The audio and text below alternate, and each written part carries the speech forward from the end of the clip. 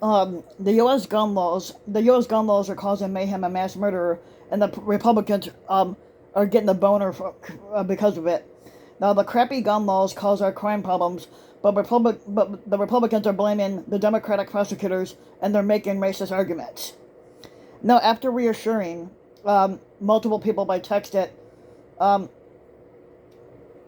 that this woman Amanda Marcotte and her partner had been tucked safely in bed at 11:30 on Saturday night, and they finally cracked and posted a general reassurance on Facebook. No, but we had not no they had not been near the mass shooting that took place on South Street in Philadelphia where they live, and it resulted in three people dying and 11 people being injured. But people's concerns weren't misplaced. They had been at a party in that neighborhood just the night before. Now, Saturday was the ninth mass shooting in the city this year alone, according to the Gun Violence Archive, and there had been shootings at train stations and house parties, and one group of the victims was going to a prom, and these things really are a matter of luck in a society that's swimming in as much gun violence as we've seen on a daily basis. Now, what made the South Street shooting particularly nerve-rattling was how unhinged the situation seems to have been. Current reports suggested it started as a fight between two young men, but at least three other civilians and a police officer whipped out guns and sent bullets flying everywhere. And there's a very Wild West quality to the whole thing, except it happened in the 21st century, crowded city, with advanced gun tech making the body count much higher than someone like Billy the Kid would have experienced or could imagine. And this is all by design. Now, as Melissa Ryan had wrote Monday morning in the Control Alt Right Delete newsletter for the right, the mass shootings are a future and not a bug. And as Amanda Marcotte has been arguing for at Salon, mass shootings are effective for Republicans at demoralizing their opposition and training their base to unlearn any lingering sense of empathy.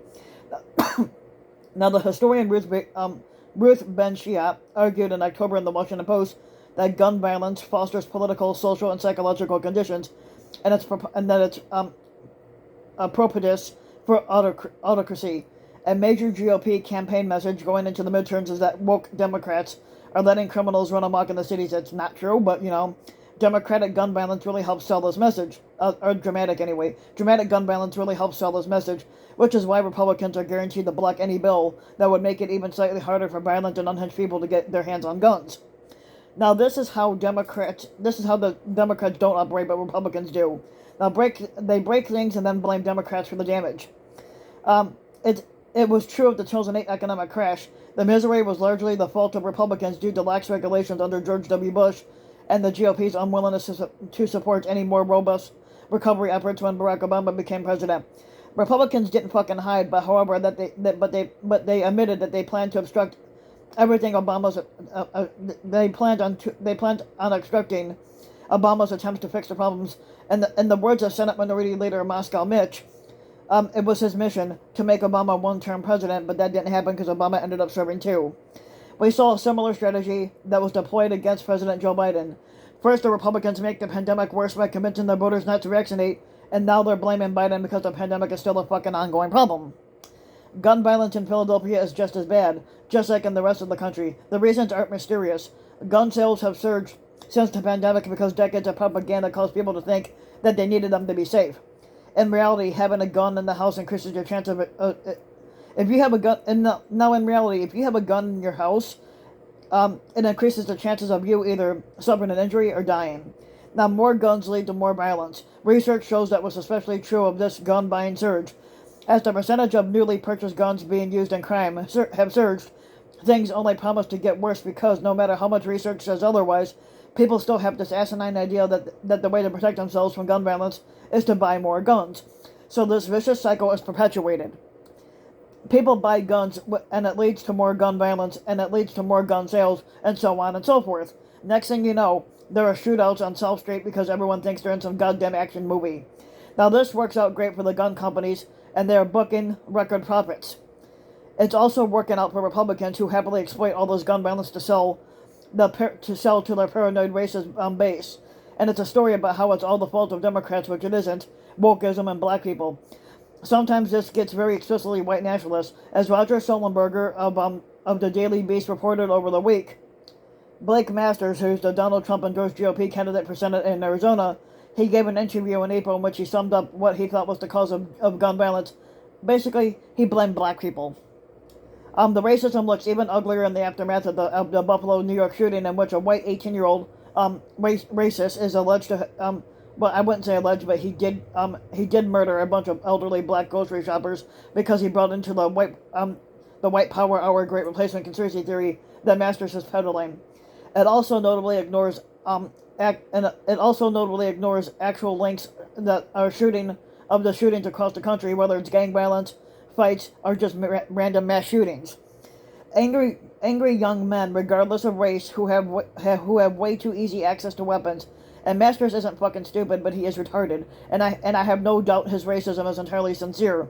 He is also a cynical propagandist. He's feeding directly into this vicious cycle. Whip up his conservatard base into thinking that they're in danger from people of different races, so that they buy more guns, and they support lax gun laws that then leads to more crime, and then they use the crime to whip up more racist paranoia. Of course, other Republican propagandists are a bit more subtle, though only a little bit. And the race baiting, blaming woke prosecutors for crime instead.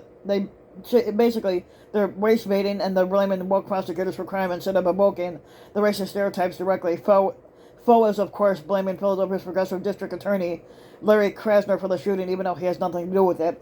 Right-wing media has also been hyping a recall election focused on similarly progressive San Francisco district attorney, Chesa Bowden. As the Washington Post notes, violent crime remains at some of the lowest levels it has been in 4 decades in San Francisco, but that hasn't slowed down the GOP narrative one fucking bit. It is nothing more than a new version of the Southern strategy, Krasner told Business Insider. And they're saying big cities, well, let's accept all the big cities. They're talking about, I'm talking about very democratic and have huge black and brown populations. Now, this race baiting is especially gross when one considers that despite the paranoia of the white GOP, the racial minorities are more likely to be victims of gun violence. That underscores just how nasty and cynical the Republican strategy here is. They back policies that lead to violence that harms people of color, and then they blame people of color in order to get votes from the racist white people. Now, for Republicans, it's all political upside. For the rest of us, however, it comes at the price of living in a society where any of us, at any time, could find ourselves the victim of the latest angry young man with a gun taking his grievances out on strangers. The price we're paying for the GOP's political propaganda is being paid every day in blood, and it's likely to get worse as the summer heats up and people's nerves remain frayed after the stress of the past few years. Now, if you like the video, you can give the video a like and subscribe to my channel, RBW King. You can also hit the notification bell so that you'll be notified when a new video comes out. And if you want to support my work even further, you can donate to my Patreon link, which you can find in the About section of YouTube. And for just as little as a few bucks a month, your donation can help go a long way, and thanks for listening.